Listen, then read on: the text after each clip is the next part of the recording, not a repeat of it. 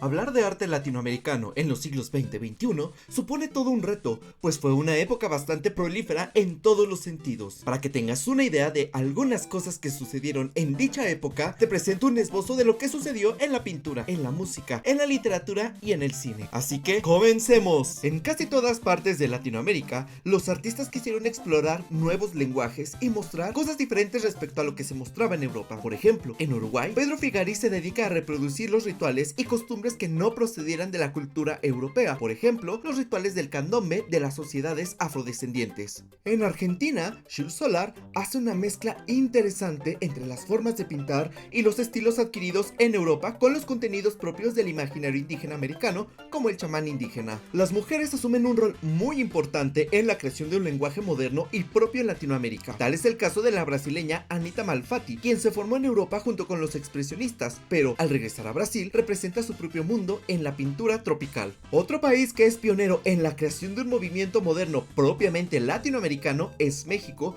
con el muralismo mexicano.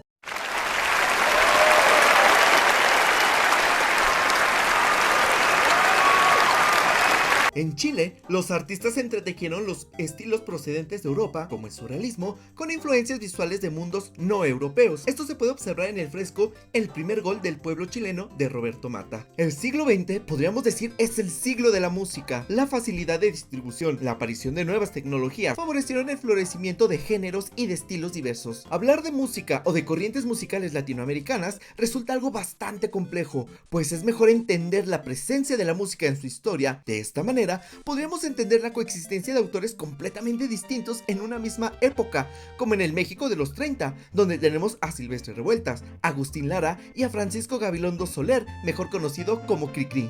Durante el siglo XX podemos ver autores preocupados porque sus obras tuvieran un aspecto nacionalista. De esta forma de concebir la música, cabe resaltar al costarricense Julio Fonseca y su Sinfonía Tropical de 1932. Durante el siglo XX y hasta la actualidad, la música ha sido una manifestación artística que ha servido también para reflejar las diversas problemáticas que suceden en diversos países.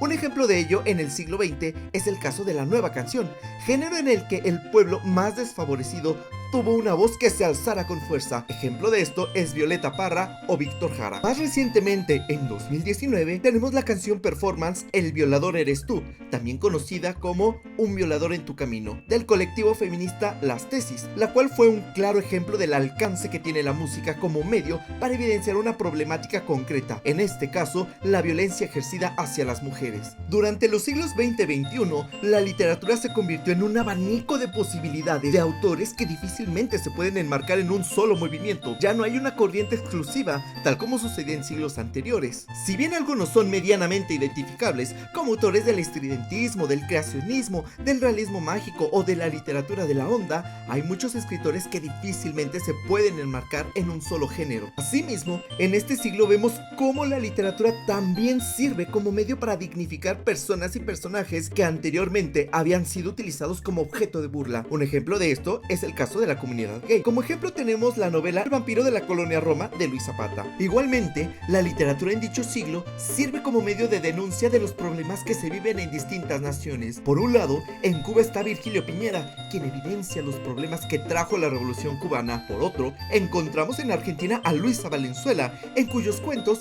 observamos el terror de lo que es vivir bajo una dictadura. Entre 1930 y 1950, la introducción del sonido marcó el éxito de los géneros musicales, comedias y melodramas históricos. El país que destaca en América Latina es México, cuyas películas hicieron posible que se perpetuaran figuras como Jorge Negrete, Pedro Infante, Cantinflas, Tintán o María Félix. Las dictaduras militares de los años 70 estancaron el avance del cine. No obstante, con el retorno de la democracia en los 80s en algunos países, el cine sirvió como medio para mostrar el terror vivido en aquella época. De este tiempo, cabe resaltar La boca del lobo de Francisco Lombardi y la historia oficial de Luis Puenzo. Actualmente, el cine presenta serios problemas de presupuesto frente a películas como las de Hollywood. No obstante, gran parte del cine actual está preocupado por retratar las problemáticas sociales que se siguen viviendo en América Latina. Ya para finalizar, si tuviéramos que sintetizar el arte latinoamericano, podríamos englobarlo en dos palabras: identidad y compromiso. ¿Conoces algún otro autor que haya hecho algo similar o alguno que se diferencie de todo esto que acabo de decir? Te invito a que me dejes en los comentarios tu respuesta. Antes de que te vayas, no olvides darle like al video, compartirlo y suscribirte. Hasta la próxima.